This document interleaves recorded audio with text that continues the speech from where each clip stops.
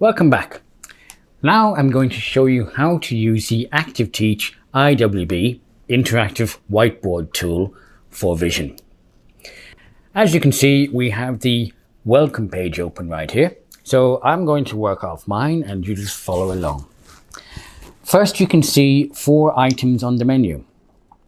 Let's look at the bottom one first, is show tips. If I hit this one, it gives me little tips about how to use the ActiveTeach. For example, it shows me how I can zoom in or out. It shows me the hand tool for getting answers.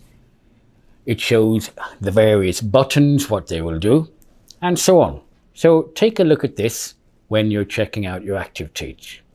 If I go back to the home screen, I still have 3 other options. We have open the book, show contents, show resources. Open the book takes me directly to either page 1 or the last page that I've been using. If I go to show contents, I can jump directly to a unit or a page in the book. For example, if I would say Unit 3 going on holiday, I can see it goes from page 36 to page 47, and I can select any given page from there. So I can navigate directly to any part of the book, including also at the bottom, I can see extra reference student A and student B activities.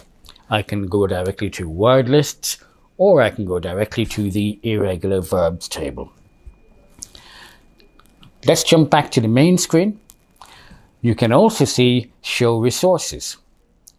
If I go to the resources tab, I can see that for each unit I've got photocopiable resources, including, for example, in Unit 1 I've got vocabulary, grammar resources, communication resources. In Unit 3 I've got also get culture resources, and so on. These may be audio resources or PDFs. Let's open the book from page 1, and as you can see, it's a replica of the physical page from the book.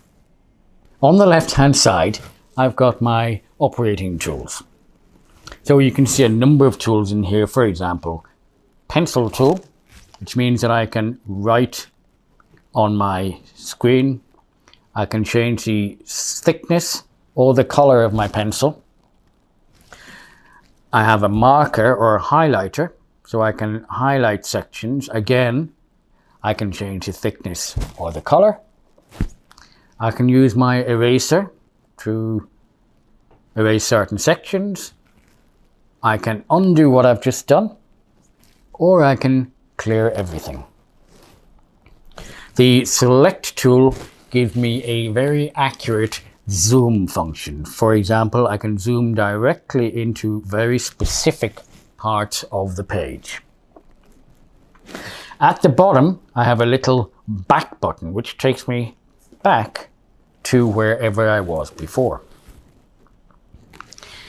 The hand tool gives me answers when I'm in any given exercise. So, for example, you can see a number of symbols on the page.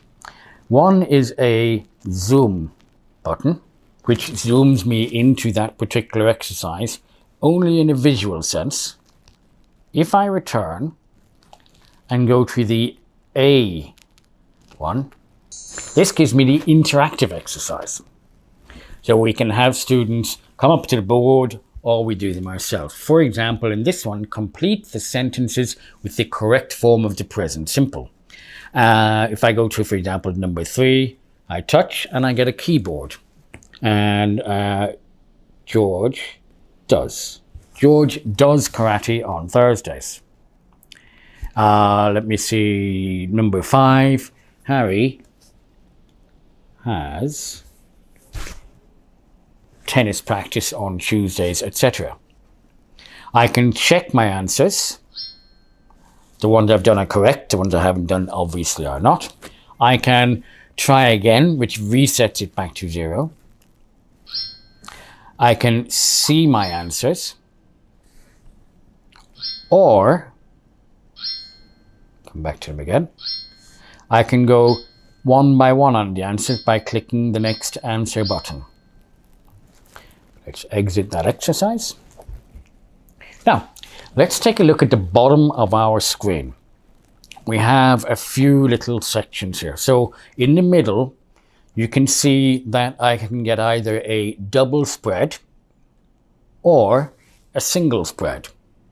So this is up to how you want to do your lesson. If you want to split it into 2 lessons, you can change the way your spread is shown. I've got zoom buttons at the bottom here. And by pressing on the toolbar movement, I can move the page around. Let's zoom back out again. And center. Here we go. Now, on the left-hand side, I can go open page and select with a page number any given page in the book. For example, page 9. And it takes me directly to the page that I've selected. I can also jump to the contents and navigate to a different part of the book, anywhere I like. I've got games and activities in the bottom right. If I press games, for each unit you have games. So for example, games for unit 1, flashcard 1, hangman 1. These are recommended at the end of a unit after they've learned the vocabulary and grammar for the unit. If we look at the flashcard game, just let it load up. And it says, are you ready? Play. We need to match the words and the pictures. Let's find, for example, I can see wash your clothes. Can I find? No. I can see make breakfast. Find a picture. No, and so on. So it's a memory game. Meanwhile, hangman for unit 1 is classic hangman. So as always, we choose a letter. So we start with the letter E. Oops, didn't work. Let's start with the letter A. I have an A, and so on, just like you would do hangman in a normal situation. Closing games. Activities takes me directly to the activities in a unit. So from this I can see page 11, vocabulary activity 2, vocabulary activity 3, etc. Normally you wouldn't use this. You're more likely to use the activity button in your main screen. Now, the last navigation thing I want to show you is the bottom left, not the home screen one, but next to it. If I press this one, I get tools. Now these tools are kind of interesting. For example, the curtain tool means I can expose specific parts of my page, expose or hide or whatever. The chronometer is a wonderful tool.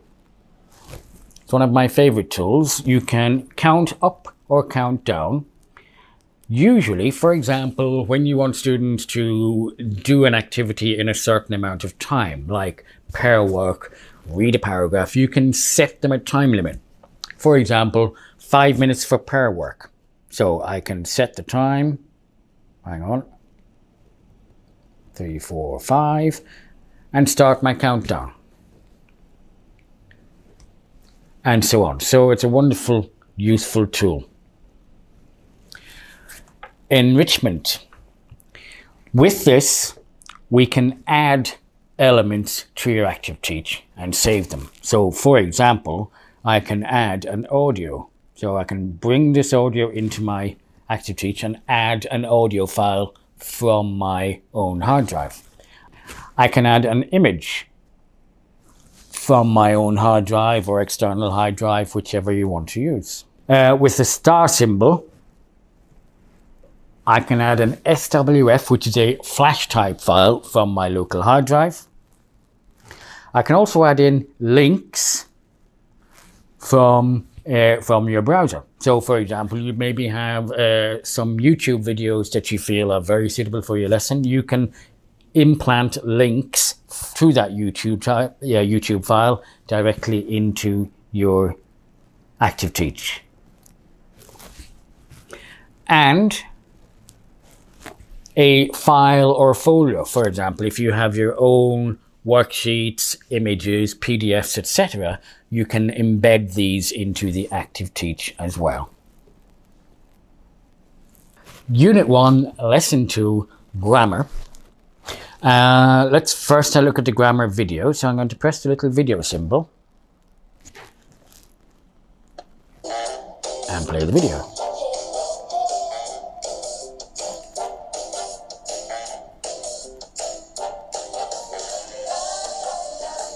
It plays with subtitles. You can hide the subtitles if you prefer.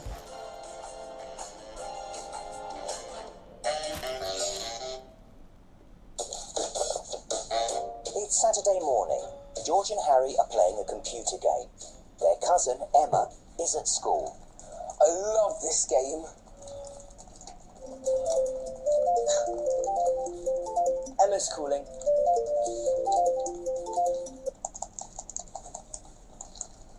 Hi guys, Hi Emma, what's up? I'm calling because I need your help. What kind of help? I'm making decorations for the school fair. Look. Nice, I like them. Thanks, but I can't finish them on my own. It's a lot of work. Can't your classmates help you? Not really, they're all very busy. Please? Well, I don't know. I'm rather busy too. I'm vacuuming right now. Nice try. I can see the game controller. What about you, Harry? Are you vacuuming too? No, I'm not. I've got tennis practice. Bye. Sorry, Emma. Yeah, right.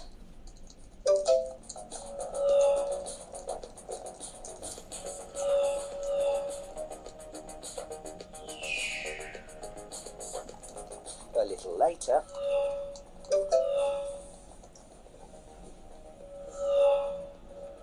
It's a text from Emma. What did she say?